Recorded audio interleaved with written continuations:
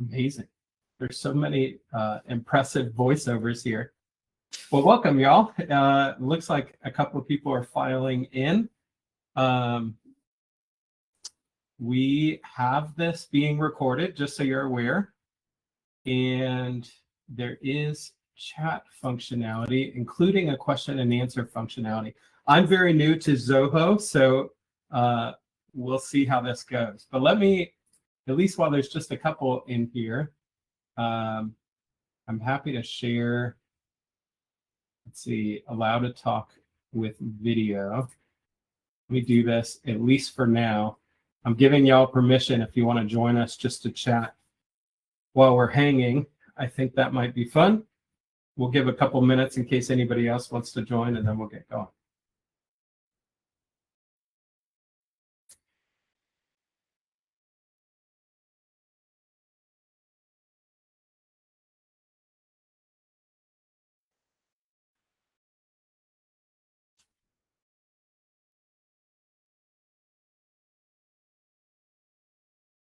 Perfect. Kelly, welcome. I just was giving talking permissions to people who are here just while they're here, and while there's only a few people here in case you all want to chat. Otherwise, we'll kick things off officially here in a second. It's good to see you, Kelly. Well done on putting this together. Such an awesome event. You might be muted. Let's see, do they have permission to?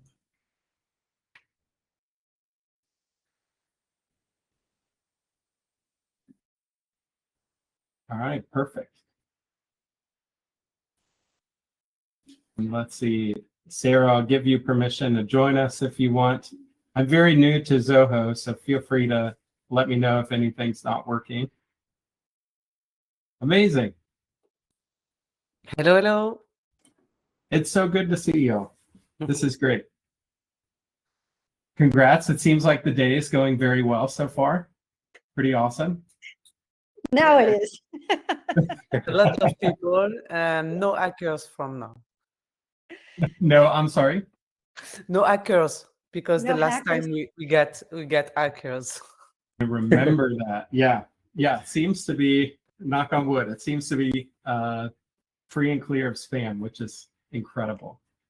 Well, we figured really there's no planned agenda to this other than we just wanted to have an opportunity to chat and answer questions and introduce ourselves. So I figured we'd start with that and then go from there. There is a Q&A function in Zoho, so if you have questions as we go, feel free to throw stuff in there. But otherwise, especially if we stay kind of a small group, happy to just keep it open like this and we'll just chat.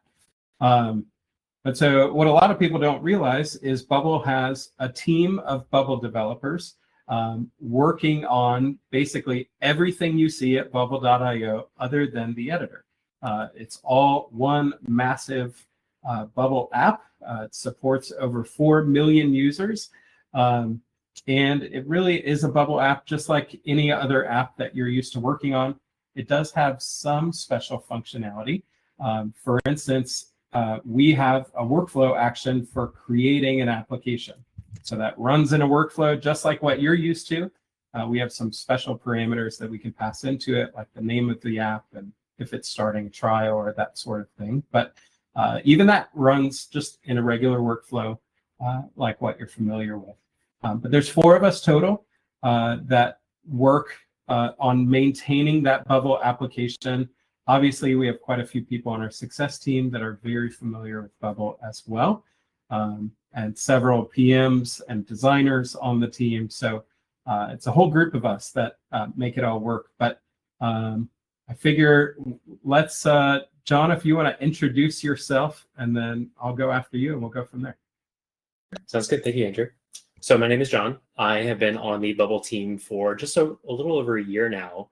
And before that, I actually worked with coaching no-code apps with Gabby and Kristen, coaching new people to Bubble, help them make their applications. They come in with an idea, we help them go from start to finish. That was a ton of fun. Andrew and I actually worked at the same company for a little while. We didn't have any crossover, But I also did work alongside with Sam for some time until I eventually made the transition over to Bubble. So I'm working full time. I primarily just work on smaller projects within the Bubble ecosystem, so primarily activation and ecosystem focus.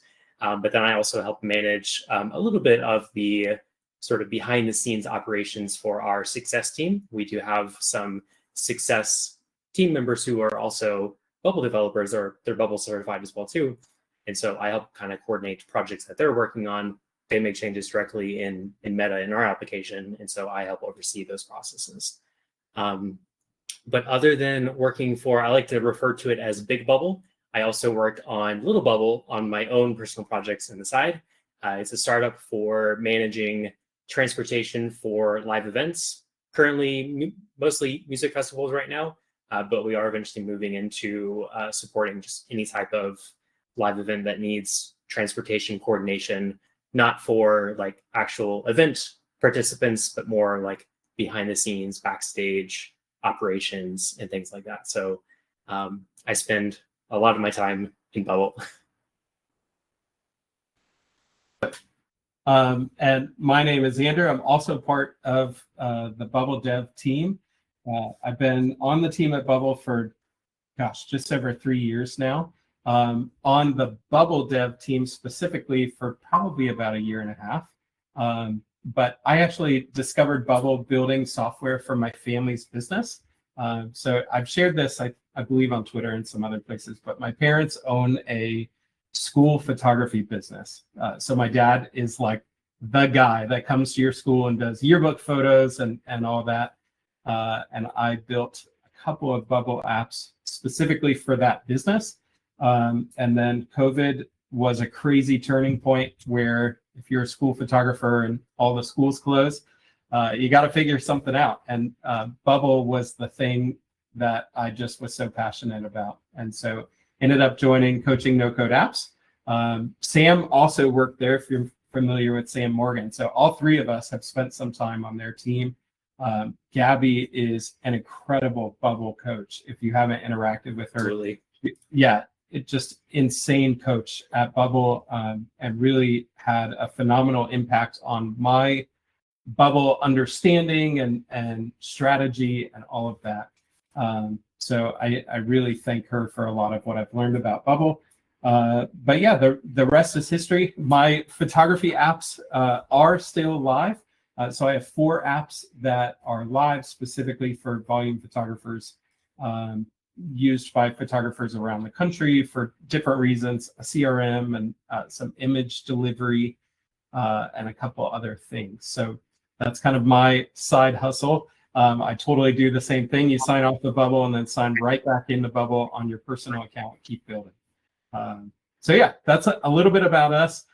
For those of you that have joined since we started just kind of introducing ourselves, really there's no agenda with this session. Just wanted a chance to introduce ourselves and chat, hopefully answer some questions, hear more about y'all and your experience with Bubble. And so wide open. Feel free to, I see some people coming up, which I think is awesome. Feel free to unmute yourself if you have a question. You can also drop something in the Q&A. Otherwise, I'm sure we could figure out stuff to talk about.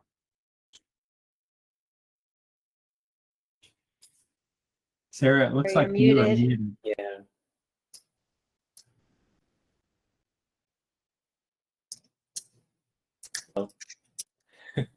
We can't hear you, Sarah. Yeah, something's not coming through. Sorry, I cut my mic. I was asking, as Bubble Dev, are you submitting something to the Bubble ID board? That is a good question. We are constantly, so This in is a tough Slack. question. No, I love it. It's such a good question. So we have some internal pathways of doing that. A lot of the idea board stuff ends up coming into some internal Slack channels. And so a lot of those we can just post in directly.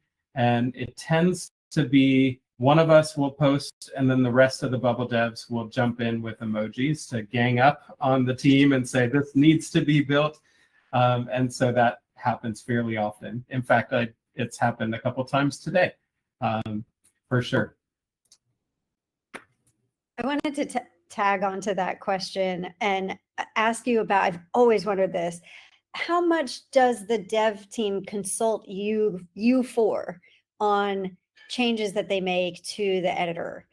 Like, are they going, hey, do you think this is right? Or like, yeah, how much input do you actually have? Great question. John, you want to take a stab? Kelly, was that specifically for like our development team, like actually the engineers driving the editor experience coming to us? Yeah. Yeah. So me personally, I don't get as much talking time in those conversations. I do know that they happen, and whenever there's like new projects going on, like I'm sure you all are well aware of like the mobile beta that's coming out. Like that's been known for quite some time now, and we have been either in person or just async and like Loom video feedbacks or Google Meet sessions. Like we get pulled into those conversations quite often just to get feedback on like initial designs. How does this look? What do you think? And then as the development process goes on, just constant check-ins to see if whatever changes have been made, how things have kind of transitioned from week to week, month to month. Is this still on track? Is this still going to be helpful for your day-to-day processes? And we always have plenty of time and opportunity to provide feedback for those projects. I can't say that we get that opportunity for everything that goes on, because there really is a lot going on in the development world behind the scenes. So yeah. Andrew, anything else you want to add to that? Yeah, I think that it's almost like there's specific places where input happens. So typically, like almost always, there's usually a conversation very early on. Like our workflow tab redesign, we've talked about that. People know that is in progress. That started as a kind of a usability sort of conversation early on. How do you work? What are the pain points? What do you wish was different? That sort of thing. And then typically our designers and PMs will take it from there. We won't see it for a little while. And then usually it comes back as a Figma prototype or something like that. Is this confusing? What does that look like? So we usually get a swing at it at that stage.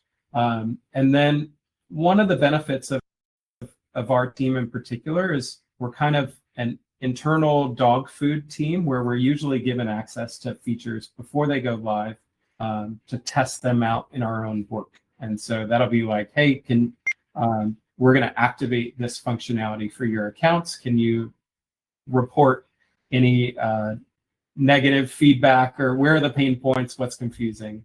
That sort of thing. So I would say like it's very difficult to have a say in a project from start to finish, but those are usually the key 3 touch points where we get input into what it is. And obviously, the more that something is targeted towards power users of Bubble, the more often we get a say into how it functions, what it looks like, that sort of thing. Can I just follow up and ask, what about things that like not new stuff, right? Like, so for example, I'll give you a specific example, like the Bubble Boost, the last round of the edits, right? That they did to the little small things, right? So I think a whole bunch of us have been like, why are new things fit width to content, right? Like, how did that decision get made? And I've always, or like that it's 40 by 40, which is like, we still have to change things. We still have to go in and change things. So I'm wondering, like, do they come to you and go, hey guys, what should the dimensions be? And should this box be checked or not? Or like, does that decision just, is it a guess? Is there research involved? I'm just really curious. So the group defaults has been hotly debated on the team. I would, really the thing that is at play with any new feature like that is Bubble has this incredibly wide user base where you have new users on one end that have no idea how to find their way around the Bubble platform. Then you have experienced and professional Bubble devs at the complete opposite end of the spectrum. I need this as fast as possible. Don't want to change any settings. And so where I see a lot of the conversation playing out and the back and forth of what settings make the most sense for defaults is that of like, who do we cater to in terms of defaults, and how far can we swing in one direction without entirely throwing off the workflow of a particular group one way or the other. And so a lot of where that project has landed in particular has been a compromise between the two groups.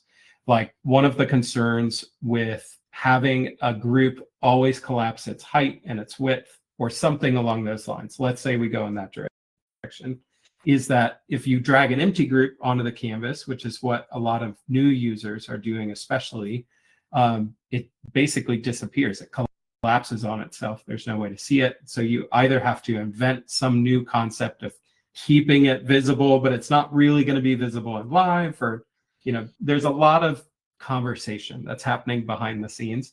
I still don't know that I would say that it's set in stone where it is now. Good. Yeah. One of the things that I personally am really hopeful for and pushing for internally is, I would love to see us get to a point where I understand that argument for new users. A lot of times in my building, I'm putting elements on the canvas and then I'm grouping them.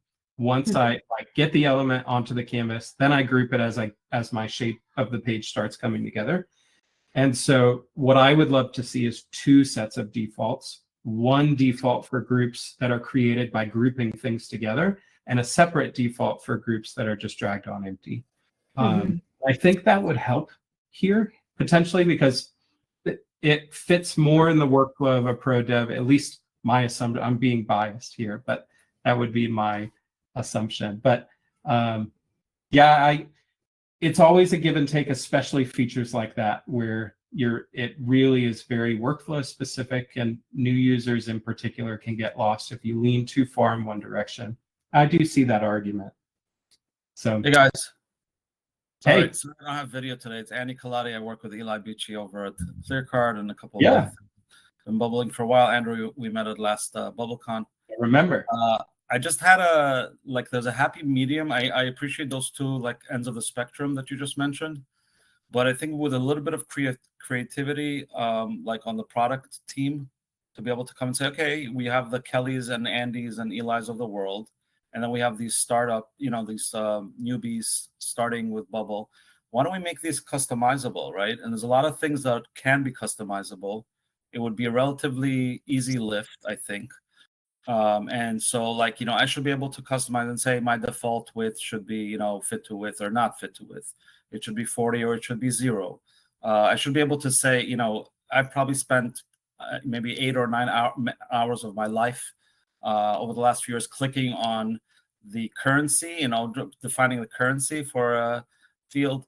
There's a slew of things like that, right? That could, there actually, if you think about it, there is no customization on the user level, on the developer level, where a lot of us, I think, would benefit from that. And also, generally speaking, I feel like, and I'm sorry if I'm just assuming things and where I shouldn't be, but it seems like there's a lot of effort put on these big, nuclear bomb type features that are being developed and delivered at some point in the future. Sometimes it's several years in the future, whether it's AI or mobile or these other huge initiatives, where I think it's already been proven and obvious that these small lifts that you guys could do are huge, quality of life improvements for developers. You got U4, right? I imagine go through the same pain points we do. So why isn't that a big focus in a team and in a company, frankly, that's raised $100 million and you have dozens of developers, right? Building various things. It seems like a no-brainer to put 2 or 3 guys dedicated to these smaller things that could be achieved relatively easily. I think, it's hard to comment on some of the strategy behind decisions, prioritization, that sort of thing that is happening at a high level at Bubble. What I can tell you is Bubble Boosts in particular have gained a tremendous amount of momentum, because I'm with you.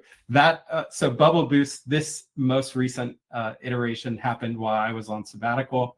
And I remember I got the email just like everybody else and was like, oh my gosh, this is like the best day ever. It totally changes workflow. It just makes things faster. And so I completely agree with you. I think, and probably the hat that I need to put on here answering this is like not the decision maker here to be able to decide big strategy or what Bubble's thinking. Definitely don't want to put words in people's mouths. I think that to some degree, you have to start at some point on the big projects. They do take quite amount of time and effort. And a company like Bubbles has to take big swings. And those big swings usually take quite a large amount of focus and effort. And, there's so much movement behind the scenes. So many things are in the works. It's incredible. But I think what we're learning, and the other thing that's at risk is every time you kind of slow down or redirect for a Bubble Boost day, it can have some level of impact, some level of context switching for the teams that are involved. Our engineering team behind the scenes is split kind of by section of Bubble. And so Bubble Boost Day usually requires the people with the most context on the particular section where the work needs to happen. And so usually if there's a large project that's happening in that area, that means that they need to pause on that to start this other work. So hopefully I know I'm not directly answering your question. Unfortunately, I don't have all the answers, but maybe that gives you a little peek behind the curtain of at least what's at play. Yeah, no, they're great answers. And obviously you're not the decision maker, but it seems very odd to myself. And I think I speak for a lot of the community, where like you just mentioned, why isn't there like a Bubble Boost team that's doing weekly sprints, a lean team, small team that's doing weekly sprints and they're delivering these quote unquote boosts. But I think they're, I always jokingly, I don't know if you've seen this post, I sometimes say it here and there when I'm frustrated. It's like, a junior dev can probably knock these out on a lunch break, like kind of thing. And we were talking about like maybe we could raise some money and you guys can deliver like bribe lunch for these lunch break devs. Stacks of pizza to the office. Exactly. So it's just we're a little bit like, I think, and I've had this conversation with Kelly also, like we're a little bit lost as to why is that not being like on a regular, delivery, like literally on a weekly basis should be delivering like these small wins, whereas we all appreciate like the huge wins, right? But like the small wins are like really what counts like day to day. And I think that would make it a huge impact. Again, I know I'm not venting, I'm not anything. I know you don't have impact, but maybe you have someone's ear that you could say that this is like a thing we've been hearing over and over, and maybe they can make that consideration, because I think it's a shame. There's a lot of small stuff that just is very, very annoying that people are ripping their hair out, and it's not necessary because Bubble is a really fantastic platform. Agreed. Yeah, 100%. No, I hear you on that. What I would encourage you to do, and I would say this to anybody, but especially Kelly, because she's very good at this, keep doing what you're doing. Because I wholeheartedly agree. Like my workflow changes when Bubble Boosts touch an area that is high traffic for how I build. It really is high impact. And so we're shouting that internally. I think that momentum is building for more Bubble Boost days to happen. There's dedicated communication streams internally for things that are constantly being identified as Bubble Boost worthy. And so the list is growing. But keep doing what you're doing, because it brings awareness to it. It lets Bubble know that you really value those things. And I feel like I see a momentum shift there. Yeah, but there's not like no switch in like the path or vision of like Bubble Boost should not be like a one-off thing we do twice a year and everyone says wow and claps and is happy. Like there isn't this like concept change of like Bubble Boost should be like a regular cadence, like should be delivered on a regular cadence, like any agile team can do on a weekly or bi-weekly basis. That's not something that you've heard or that's on the table. Because like the Xano is like delivering like you know, drop your hats, you know, breathtaking kind of stuff, like literally on a monthly basis. So I just wonder why Bubble can't do it, and it's a much richer company with a lot more resources. No, I think it's very fair feedback. Unfortunately, most of those conversations, so our team lives on the product team. I believe most of those conversations would be happening within engineering. So I've heard rumors, but I wouldn't be someone who would be in the room, unfortunately, with those conversations. So can't really comment much more than that. Thank you. Thanks for the ear. Yeah, absolutely. Thanks for the feedback. You knew that this is what you were gonna be getting, didn't you? Absolutely. Yeah, absolutely. Yeah. Well, you're a good sport. I don't want to stomp out other questions, but I popped one in the Q&A, but other people should ask questions if they have them.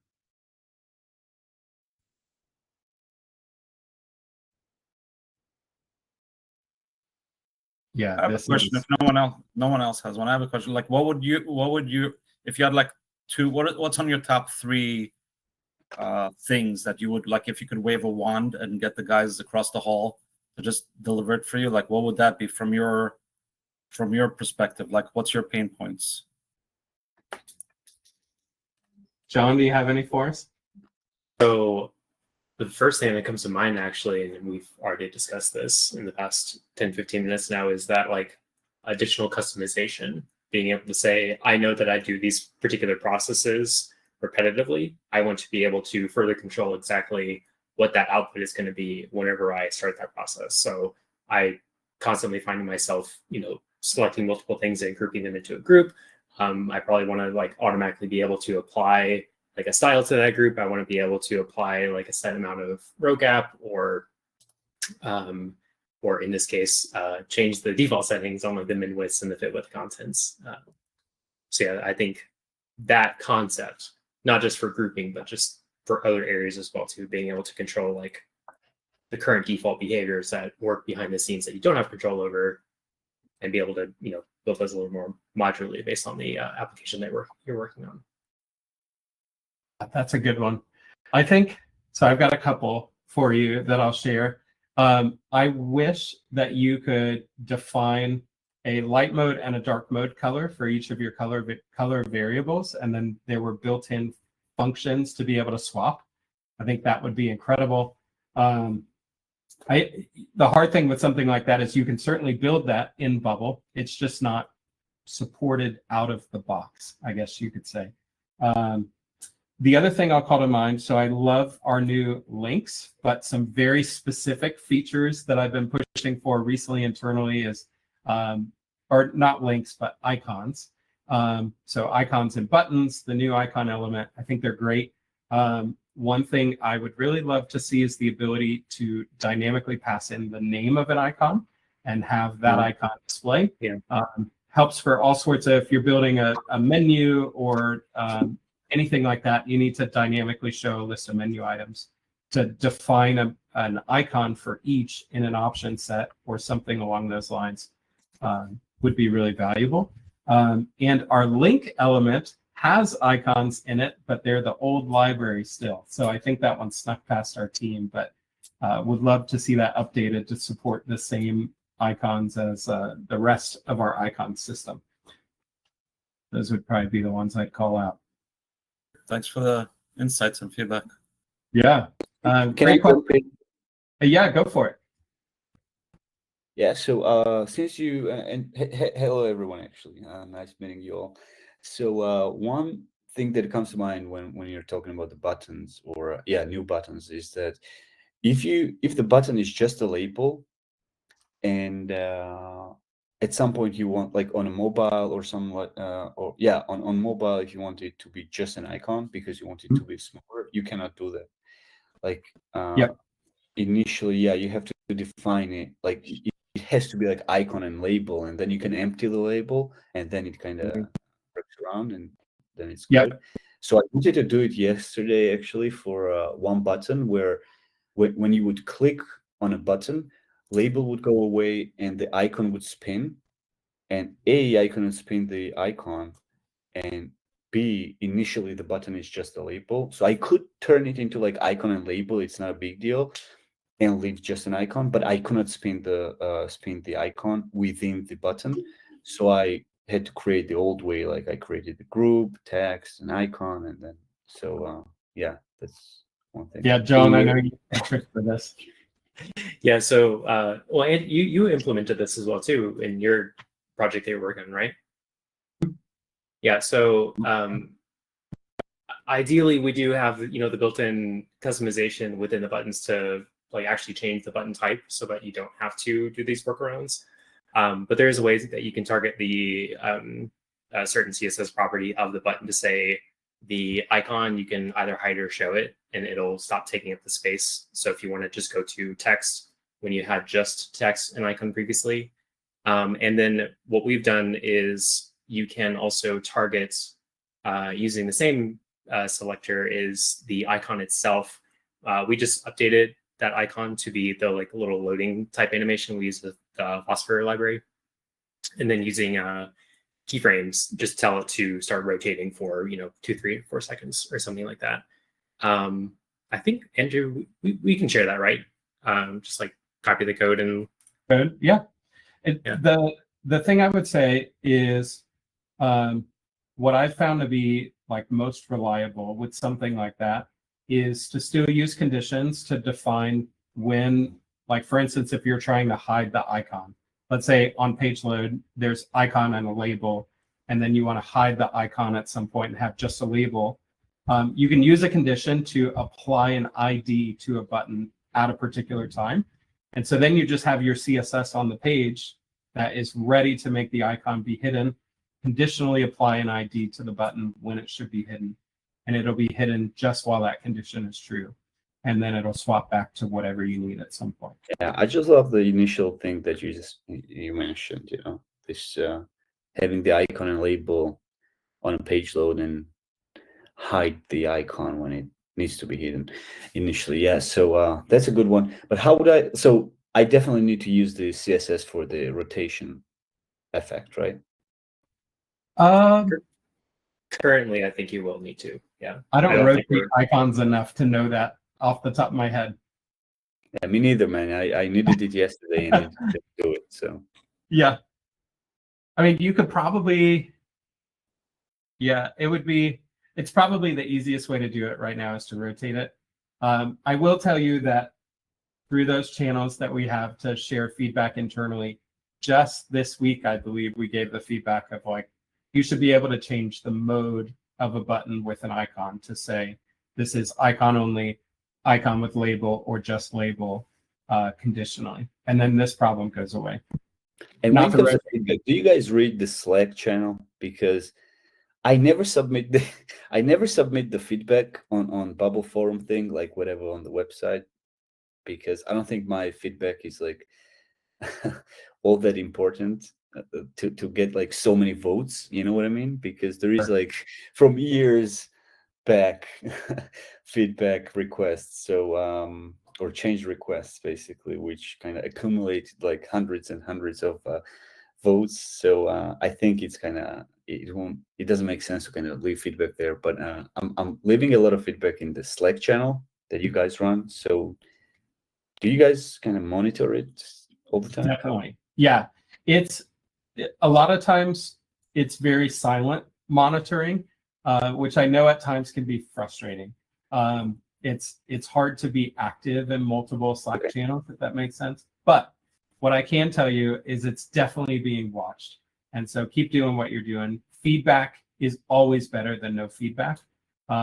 Even though I know at times it feels like it goes unheard or, but very monitored for sure. Great questions.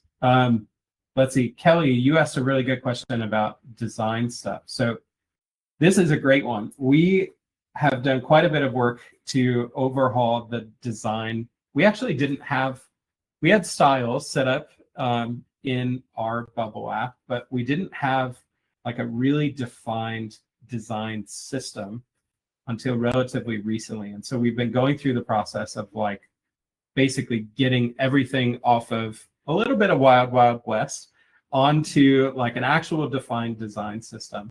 And what that looks like is almost all of the projects that John and I pick up and the rest of our team picks up goes through a designer first, and that means it goes through Figma. We have worked very, very hard to get all of the elements to be named and designed in Figma how they are in Bubble.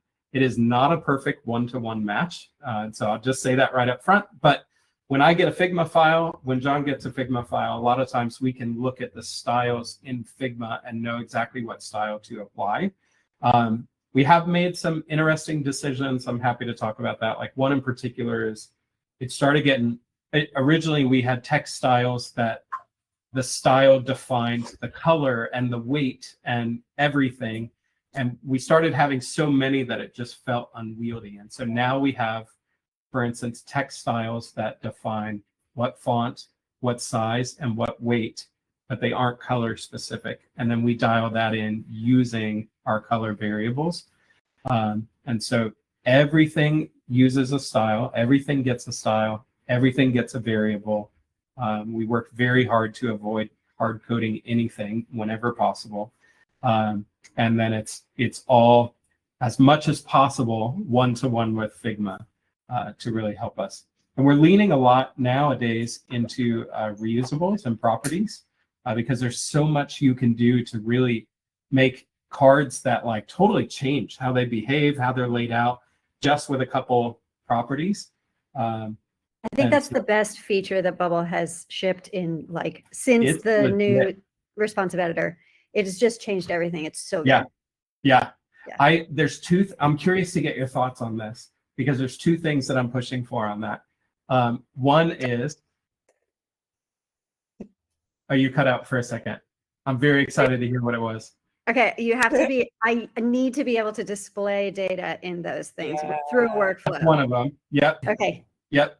That's one of them. The other one is plugins can pass documentation on each property field, but you can't in a reusable. I'd love to be able to type a quick description of what that property does. Like if you set it to yes, what it does, if you set it to no, what it does. Like, oh yeah. I think working in a team, that just would be huge because you could set that up, explain how it works, and then anybody who grabs it knows what to do. So those two things I think would change it. But otherwise, I agree with you. Incredibly powerful feature, for sure. They're great. It's great. Well, for now, you can use the regular comment section, right? But Yeah, not but it would just on be for the... that entire reusable. Yep. So what I do is I have like hidden variables inside of the reusable. Like I always just have a hidden pop-up of variables that's group variables. And I set everything in those, and then I have the properties read those. That way I can display data in the hidden variable and it will change the property. And then you can also add documentation on the group variable, but it just adds so much setup work to like get that all. Yeah, but that's great. It's a great workaround for sure. Yeah. I just not have to rebuild it once they actually release that feature, but thank you. Okay, let's see. Another question from Bernadette. Can you talk a little about where you see the overall plugin ecosystem fitting in with Bubble's overall strategy? That's a good question. I mean, in general, our plugin ecosystem is incredible. A lot of the functionality that I use in my apps, that we use even in Bubble's main app, comes from plugins. And so I think Bubble will, these are my own words. I should probably caveat with that, but my perspective is that Bubble will continue leaning into the extensibility of our platform. I think that's a strength. And I think that at some point, Bubble needs to continue making it as easy as possible for developers to extend the platform through functions like plugins. And so I don't see that changing and would love to see that continue to grow. Yeah, so I don't know if that's what you were looking for, Bernadette, but that's my immediate thought. Anything you'd add, John? I just plus one to the how dependent we are on plugins in general, so with Meta, my own application as well too. I don't know if you've all seen this recent blog post that Andrew and I were actually featured on recently, but the BubbleCon landing page that we recently reskinned is actually driven by I think 2 or 3 plugins to sort of give a little bit more of like an animated touch to it that you can't otherwise get with the built-in vanilla animations that we have in the platform. So yeah, just plugins are great. If you haven't spent some time, just like looking through the library, even if you're not looking for anything in particular, your application works great. You don't need anything. Just check out the ecosystem. You might be surprised, especially with the recent advancements in AI. There's been quite a few new, really interesting plugins that have entered the ecosystem. I think we're going to find it easier. Go ahead, Bernadette. I'm sorry. Oh, I was just going to say thank you so much for answering. We rely super heavily on plugins for so many of our apps, and I guess I just was hoping that Bubble appreciated the importance of the plugin ecosystem and the quality of that ecosystem, because so many of us rely on these plugins for core critical features of our apps, and so just interested to know whether there was, consideration of that and recognition of that, and any plans to invest more resources into that whole space and the quality of the plugin ecosystem in general. But you sort of already talked about that, so thank you. Absolutely, you got it. Okay, let's see. Can you tell us what you're currently working on? Good question. Yeah, yeah, lots of interesting things. So our current team is called the ecosystem team, and we're focused pretty heavily on the moment at supporting agencies. And so that is making it easier for agencies to understand the requests that are coming in through the request system, making that as easy as possible to interact with, to track those requests. We've gotten a lot of really good feedback from an initial stab at that. And so a lot of our work is targeted at making it even better.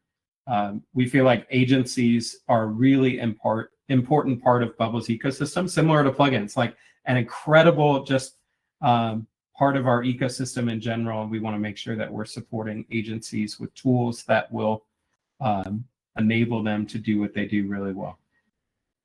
So a lot of functionality around that at the minute. I had a couple of questions that are sort of related, so I'll walk through it. So as the team behind like the Bubble product website, what sort of load do you ever anticipate for? And are you doing anything to make sure that that load is balanced? Are you doing any unusual practices to handle a surge of a couple 100,000 hits, for example? Yeah, good question. It's interesting because we're lucky in a sense in that like workload usage is not something we have to worry about on our That was my next question. Yeah. And so it's kind of unique in that regard, in that obviously in our personal apps, John and I have to deal with workload optimization and all those things, but it's not the first consideration when it comes to building in Bubble. It's the first consideration in our app is just what do we need it to do and what's the best way to get it to do that. Where it comes to page load and balancing performance or big spikes in performance, really a lot of that I would say falls more on our platform team than it does on us, in the sense that our platform team behind the scenes is building a platform that should be able to take load like that and scale to meet the demand. And our app is one of the apps that's running on that platform. And so there are some special cases for our app in particular, but when Bubble goes down and people can't access the editor or can't load a website, usually it's our editor and our website that's also down. And so in a lot of ways, we're impacted just like everyone else. And so we lean pretty heavily on them. Usually we know about things pretty quickly just because of how often we're working in it. So it puts us in an interesting position to be kind of canaries in a way of like, hey, something's wrong, start, and then alarm bells start going off usually a minute or two later. So hopefully that answers your question at least a little bit. Nothing that would surprise you. Well, it actually helps because it shows me your confidence in the back end, being set up, the platform to handle what you're doing so that you can design without even worrying about that. I think that's, really good to hear. So then my third follow-up with all of this is, has there ever been discussion of rebuilding the forum on the platform just to have a little bit of, what do they call it, eating your own dog food or something like that? Now, I know it's controversial because the forum's the first place people go if something goes down, but there's definitely an incentive behind all of that too. So I didn't know even if there was ever a conversation and they said, no, let's not do it.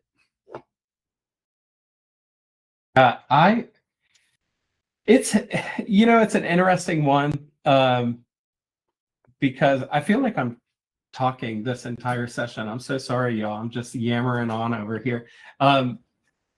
My thoughts on that are often when a need comes up for our business, we hear feedback externally of, Bubble should use their own product. In a lot of ways, I feel like that's true. Things that we're doing, we are in such a wonderful position to be a proof of concept for what can be built on Bubble. But at the same time, I mean, we've talked about earlier in this call that you have to ruthlessly prioritize the most important things for your product. And something like building the forum would be an incredible proof of concept for Bubble and its ability to scale and all these things. But at the same time, it's hard to prioritize that as the most important thing that needs effort from our team. It needs development resources or those sorts of things compared to what else is on the plate, the other projects that we're tackling. And so constantly I see conversations internally along those lines of like, how do we prioritize, like, when does it make sense to build our own thing? And when does it make sense to use another tool to get us there quickly? Case in point, the very first version of the Bubble certification was using an external platform.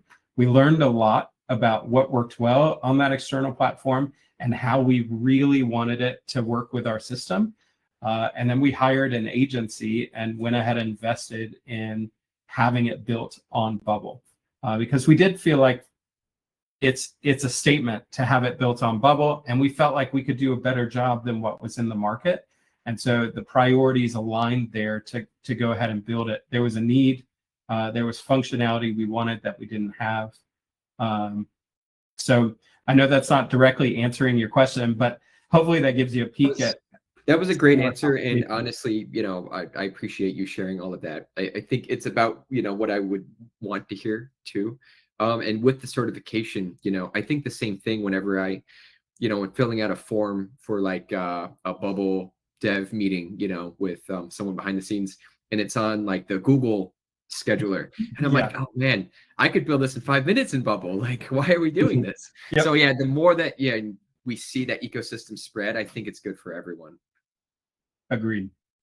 Absolutely. Great questions, y'all. I don't have a hard stop, by the way, until 5. I know we said this was a 40-minute session just because we weren't sure how many people would come, but I'm happy to keep chatting if you guys are. So no offense if anybody signs off, but happy to take some more questions. Yeah, man. I've got one question about, not sure where I saw that, but somewhere on your, like on bubble.io website, there is a couple of videos that kind of turn on when the pop-up comes up. And the other day I had I'm trying to kind of avoid all the kind of plugins as much as possible. So me and Guillaume actually once developed a fully custom video player, customizable video player, basically, right? You can create your own like icon, within the video, like the buttons and the slider for time and like everything basically. It's just like HTML5 whatever plugin. Probably some other plugins do the same thing anyway. However, I wanted to use the basic video player just for the Vimeo link. And I was doing exactly the same thing, just like you guys had on the website. When the pop-up shows up, video starts playing. However, when you close the pop-up, I reset pop-up, I do this, I do that. I cannot stop the freaking video from playing. So when you're using the native Bubbles video player or whatever we have, right? How do you stop the video? I love this because I've dealt with that problem on our website. So you use a condition to change the source of the video player and just kill its access to the file. Just give it a fake file URL, something that won't actually play. And so whenever the pop-up is hidden, you empty that source and it'll stop playing. That sounds like very simple answer, and I don't like that. It took me forever to get there, but I have dealt with that same problem of like, how in the world do I get this stupid thing to stop playing? And So a shining example of inventing your own bubble functionality that doesn't exist. yeah. Kelly Kind of said like in the it's chat. kind of like updating the updating a backend workflow will stop it from scheduling, right? Want to cancel any scheduled things going forward if you kill the, like you change the workflow. I learned that tip somewhere. Sarah, I'm saying this right?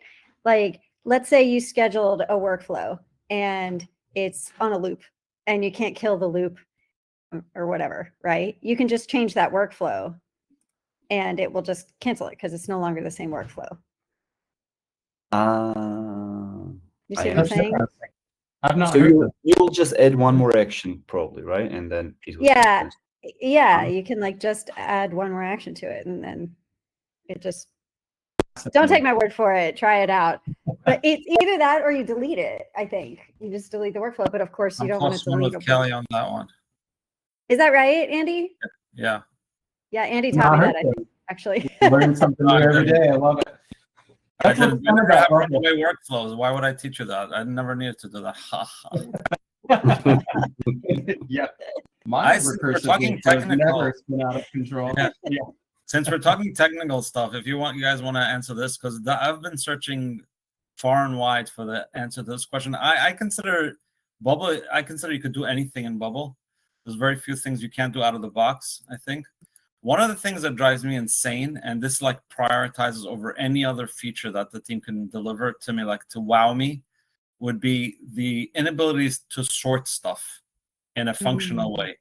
And I never really came up with a good solution, and I see it as like a major issue, and I don't know how people deal with it other than the way I deal with it, and I'll explain to you what I mean. So first of all, you can't sort on option set, right? So we always have to replicate an option set as a text, which is a pain.